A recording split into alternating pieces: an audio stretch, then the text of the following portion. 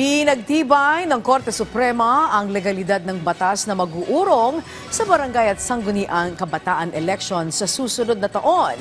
Ikinalugod naman ito ng Commission on Elections dahil magiging malinaw na ang kanilang timeline sa paghahanda.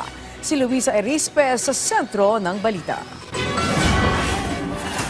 Pinagtibay na ng Korte Suprema ang pag-urong ng barangay at SK elections sa November 2026. Matatandaan na ngayong December 2025 ang orihinal na schedule ng BSKE. Pero dahil pinirmahan ni Pangulong Ferdinand R. Marcos Jr. ang Republic Act No. 12232 noong Agosto o pagpapahaba ng termino ng barangay at SK officials, naunsyami ang eleksyon ngayong taon.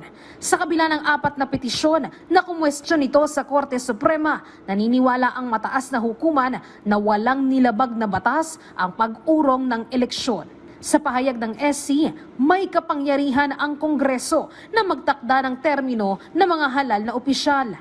Ang pag-urong ng eleksyon sa susunod na taon ay pawang incidental o hindi talaga maiiwasan. Bagamat walang nakalagay sa batas na kanselahin ng BSKE sa Disyembre, kailangan umanong sundin ang batas na magpapalawig sa termino ng mga nakaupong barangay officials.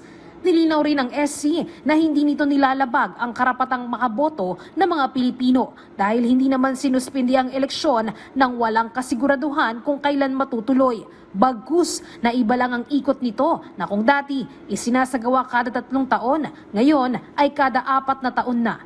Giit din ng mataas na hukuman, hindi diskriminasyon ang isang batas dahil lang sa pabor na pagtrato sa mga barangay at SK officials, lalo na kung ito ay angkop sa saligang batas.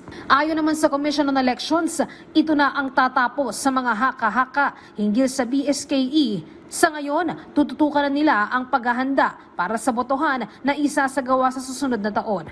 Samantala, nagsimula na nga ang COMELEC sa voter registration nito pang October 20 para sa BSKE. Sa huling tala ng komisyon, umabot na sa 356,421 ang nagparehistro. Ang target nila ay makapagparehistro ng 1.4 million hanggang sa May 2026. Luisa Erispe para sa Pambansang TV sa Bagong Pilipinas.